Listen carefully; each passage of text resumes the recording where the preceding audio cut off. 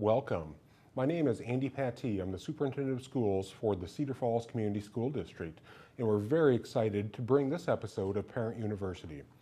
Parent University is a program that the Cedar Falls Community School District provides for our patrons across our community to really focus on what students are learning, ways to help students from a parent perspective understand what is happening in our school buildings each and every day.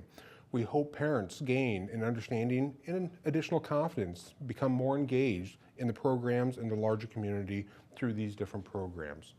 For this Parent University, we are very honored, very excited to have members of Pathways here today with us. And today we have Jackie Preston and Vicki Mueller here with us to share a little bit about Pathways and some of the background and what you provide for our students, resources for our parents and our community as a whole. So I guess the first question really is, can you talk a little bit about what is Pathways and what is kind of the background from Pathways?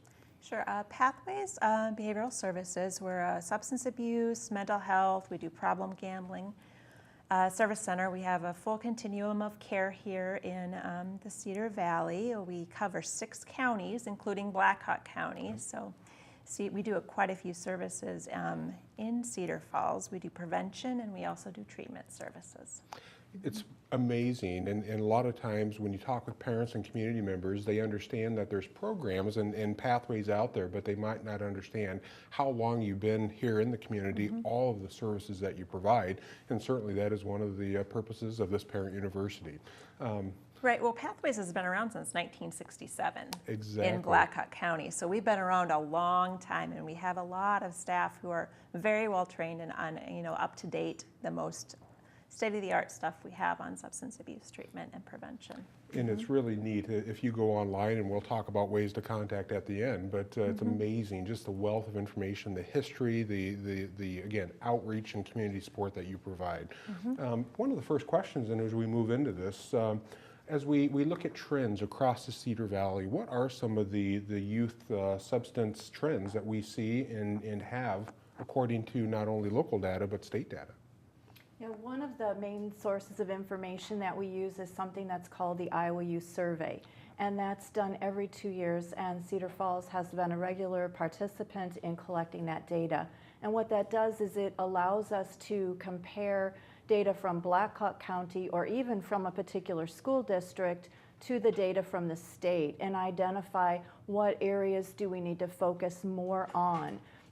We've been really fortunate, I think, because of a lot of hard work that's been done in that most of the trends have actually been showing a little bit of a decrease in substance use among youth. Now, there are a couple of exceptions to that, and so those areas might get a little bit more attention. So one of the issues that we have always had and will always have is alcohol use. And so one of the questions in the Iowa Youth Survey looks at students that identify that they've had any alcohol use in the last 30 days. And you can compare Blackhawk County to the state and see that we're pretty close to those numbers with, maybe just a little variation. Alcohol use, when we look at that statewide, is down a little bit from what it was, say, 10 or 12 years ago, but it still continues to be one of the main substances of choice. So we will continue to provide services that focus on alcohol use. I think one of the questions too in the Iowa Youth Survey talks about not only the last 30 days, but potentially the number of drinks students have within the last day or two. So it's very interesting, especially as we look at that data internally, specifically for our students. It's really good to understand those trend lines and then certainly work with experts like Pathway to look at responses, best ways to help support students and parents through some of those challenges. Absolutely. So we want to find out any use, but we also want to identify early those students who are engaging in what we would call binge drinking. So if they are having multiple drinks in a short period of time, because we know what that does is that it primes the brain for addiction, and obviously there are a number of implications for their home life and for their school life, and want to do everything we can to provide services for them so that hopefully we can stave off additional serious problems. Very good, very good. Another substance that you know, we have been looking at for a long period of time is tobacco. And we look at tobacco use in the last 30 days. Now, I will tell you one of the things that makes me very happy is when we look at the amount of use at our 6th grade level, it is less than 1%. And so we're pretty close to zero on that. And so that's a really good thing. And I really attribute some of that success to the fact that we have been in the elementary schools working with the wonderful school counseling team and really providing lessons for students that, you know, make the risks real and help them understand it.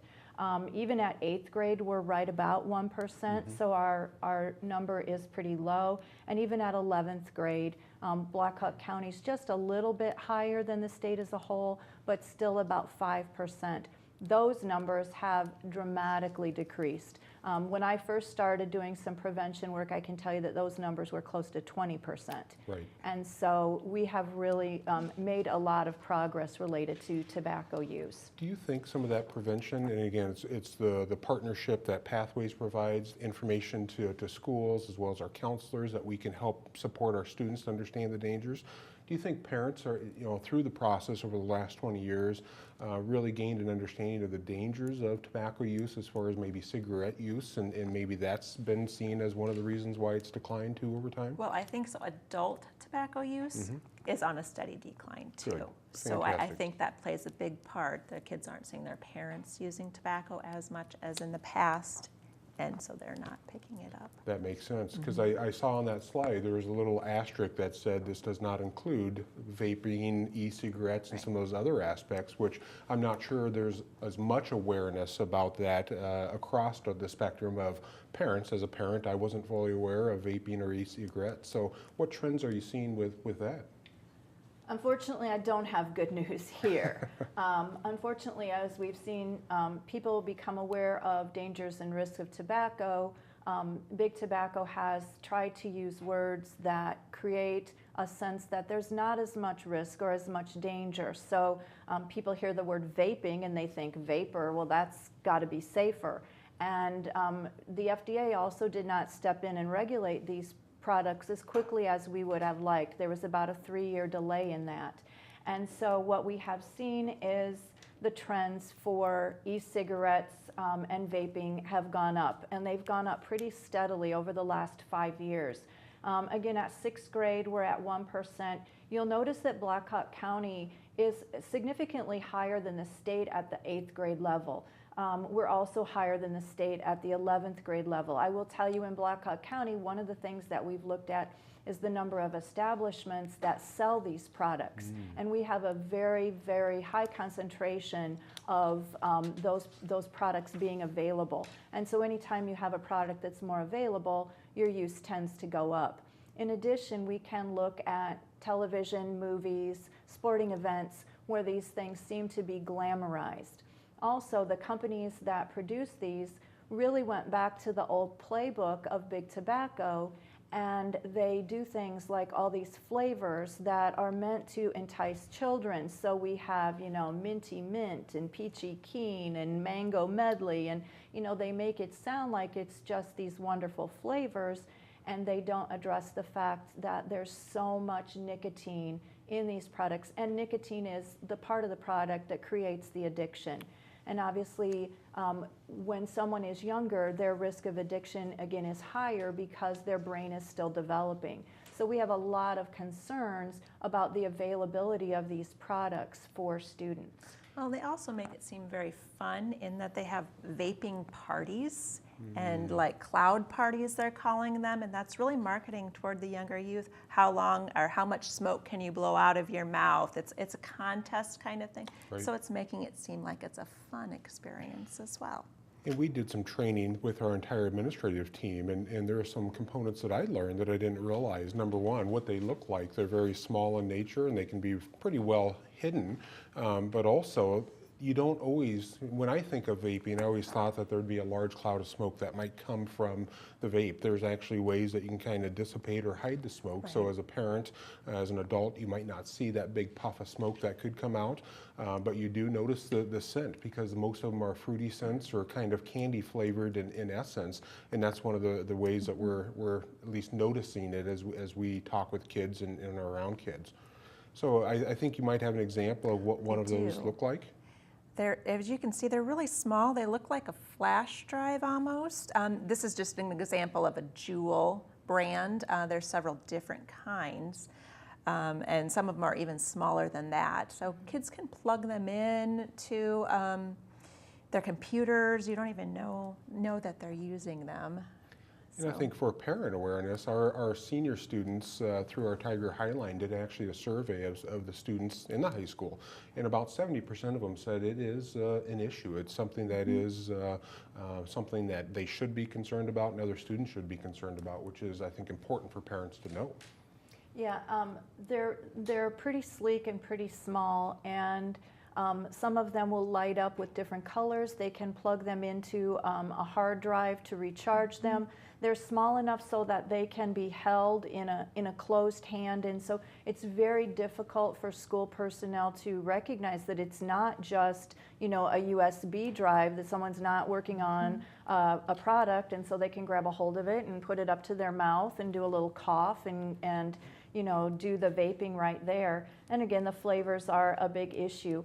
One of the things that we find pretty frightening about the Juuls is that a single cartridge for a Juul, or some of the other brands, there are other brands as well, they contain as much nicotine in a single pod as 20 cigarettes, or as a whole pack of cigarettes. And so when we look at that nicotine load that people get from using that, it's really high. And so then we see, for some of our students, it causes agitation, anxiety, inability to focus. There's a lot of bad things, along with the high level of nicotine, again, creating that addiction. And so those companies are then, you know, hoping that they'll continue that use of this sleek product, or then move on to the other more traditional products. And so, you know, there's a lot of risks related to that. And again, Juul's just one brand. We tend to say that because they now have over 50% of the electronic nicotine delivery system market, and it's so popular that kids talk about Juuling. It's kind of, you know, a lot of kids will say that instead of saying vaping, even if that's not the brand that they're using. And I think you even brought some examples of the pods and Right. really how small some of those pods are and what they might look like. And they have different coloration based on the flavors, and they actually then just connect into what looks like that USB slash flash drive to be able to provide that nicotine into the body. And I think it's really important to highlight exactly what you just said. One of those pods, which are really, really small, contain the same amount of nicotine as a whole pack of cigarettes. And again, a lot of people say, oh, it's not that dangerous, it won't be that addictive, but it's highly addictive because of the amount of nicotine that an individual can get from one pod. So thank you very much. We will be right back after this short commercial break to continue to talk about Parent University with Pathways. Right through there. You have to help her. Help her. Hey, Sam, can you hear me? Looks like an overdose. Do you know what she was taking? She doesn't do drugs. Her Take it. friends don't do drugs. No, listen, we're just trying to save your daughter's life. Any idea? Okay, listen. Going to the movies, son. See you later. Bye, Sam.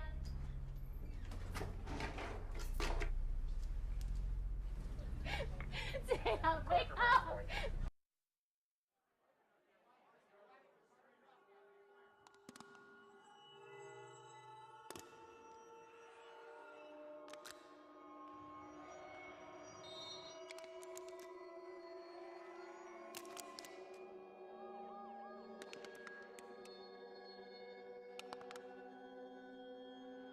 Underage drinking comes at a cost.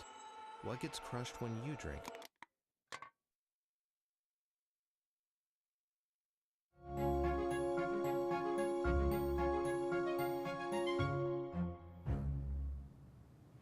Welcome back to our second half of our Parent University. We are honored to have Pathways with us for this episode, and certainly want to reintroduce Vicki and Jackie to the program.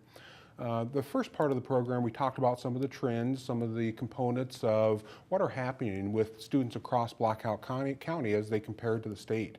We just finished some of the e-cigarettes and juuling components, and I think it's important for parents to know the e-cigarettes can be used for much more than just some of the pods that come along with them. Can you talk a little bit about that? Yeah, what we're seeing is also a trend that people will use the apparatus, the actual Juul device or Orion device, that's another brand, and instead of just using the nicotine pod, they will use it for marijuana-based products that are high in THC. Sometimes it's high butane hash oil. There's methodologies where they can take the pod apart, inject those substances, and then use that. And so, again, it would be really difficult for a classroom teacher, for any employee in the district to be able to recognize that, because those products that they use in the device also are odorless. So you will not have what people think of that traditional odor of a marijuana product. And so there's that risk as well. We do know that marijuana use in Black Hawk County is a little bit higher than our state numbers. I think if we pull out Cedar Falls, it may not be as high as Black Hawk County as a whole, but our rates are still pretty high. And so talking about marijuana is another thing that we very carefully do when we're out in the schools. Talk to students, because there's a perception right now that there's no risk. When someone sees that something becomes legal, they think, well, it must be safe. And so especially when we're talking about students in our schools, there are definitely risks associated with it. And so we have to make sure that we're going back and talking to students about, the differences in like a product that's high in THC, which is the addictive component, and then another part called CBD, which is cannabidiol, which doesn't have the same effects on the brain, and which there may be some evidence to show that that could help with some medical conditions. But that's not the same thing as what students would get and use, for example, in one of these devices, or even just using as like a whole product. And so there's a lot of work to be done there. And I do want to point out just real quickly that we've been doing quite a bit of pre-post testing surveys before our programs and after our programs. And when we ask them about risk level and marijuana use, it's almost 70% feel that there's not very much risk at all with using marijuana. And these are 6th and 8th graders. So it's a big problem in our service area. Very important for parents to know that, to be able to have those conversations with their students, their children, to help them understand the dangers that are associated with that, and the fact that these gateway drugs can lead to other addictions and certainly other challenges down the road. Other trends within substance abuse. I think we've talked a little bit about some of the prescription drugs or RX drugs. What does that look like? Yeah, prescription drugs we have been paying quite a bit of attention to, because a number of the prescription drugs out there are opioids. Not all, but there are a number that are. There are also students that would misuse other kinds of drugs, for example, drugs that are used for attention deficit hyperactivity disorder. But one of our big concerns right now are the ones that are opioids, because we know that once people have a harder time getting a hold of a prescription, that they may then try to order something on the internet or buy something on the street. Unfortunately, in our area, when we look at seizures that law enforcement have done of kind of counterfeit prescription drugs, they are often contaminated with higher level opioids like fentanyl and carfentanil, which are deadly. And there's also that connection then to heroin use. So when we look at prescriptions, that is something that we also, even when our students are really young, we talk to them about prescriptions in you only take something that was meant for you. You have a grown-up help you. You don't take something that you find on the playground. So we really talk about it in ways that are age and developmentally appropriate, but we can't wait until they're seniors in high school to have that discussion. Well, and that's a great point. And the partnerships that we have, I think, between the school system and Pathways are so vital to help provide some of those dialogues and discussions. One of the first programs that we have you involved with and certainly have that partnership with is in second grade. Can you talk to me a little bit about the SHEEP program that we have within our second grade classrooms? Sure. This is one of my absolute favorite things to do. Second graders are usually pretty delightful, and so we go in for 6 weeks. This program is not only age and developmentally appropriate, but it meets the standards, National School Counseling Standards. It also meets the requirements for health literacy that are set out for second grade. We do, again, pre-test and post-test, and so our school staff loves it because they can show outcome data. They can show that this program really is effective. And during the SHEEP program, 6 puppets come in, and so in a very non-threatening and fun way, talk to students about a variety of topics that include self-esteem, safe ways to express feelings, what you can use as a process for making decisions. We talk about peer pressure and coping skills, how they can ask for help. We start really early talking about the effects of technology and media, and then of course we do provide alcohol, tobacco, and other drug information. Having 2 students in the elementary buildings at this time, 4th grade and 1st grade. I know one's gone through that and really talked about that at home and what he learned. And I know our 1st grader's looking forward to that coming up in a year. So thank you for that work. I know you also provide some services at 6th grade. Can you talk a little bit about the life skills topics in what you provide for our 6th graders? Sure. At 6th grade, our school counseling team does the groundwork with some of the same topics that we talked about with SHEEP, things like peer pressure and decision making. And then I come in at 6th grade and really serve as basically a content expert and address topics about alcohol, what it does, what are the risks. We do 2 lessons on tobacco. Some of it is more conversational, but students also get to do activities where they get to see a gross mouth, they get to see a tar jar, they do an activity related to breathing, they get to see pig lungs, a healthy lung, a diseased lung. We talk about advertising. They end up writing a counter ad, so they'll see an ad that might portray a product as fun.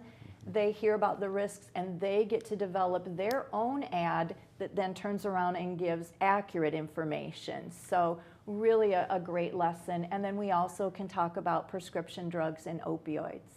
And you talk about that exercise that you had with the counter ad. That's truly critical thinking, creativity, and what we ask all of our students to perform, especially as it's embedded within healthy lifestyles and healthy choices. So that's just simply tremendous. Can you talk about some other services that Pathways provide for schools and school districts?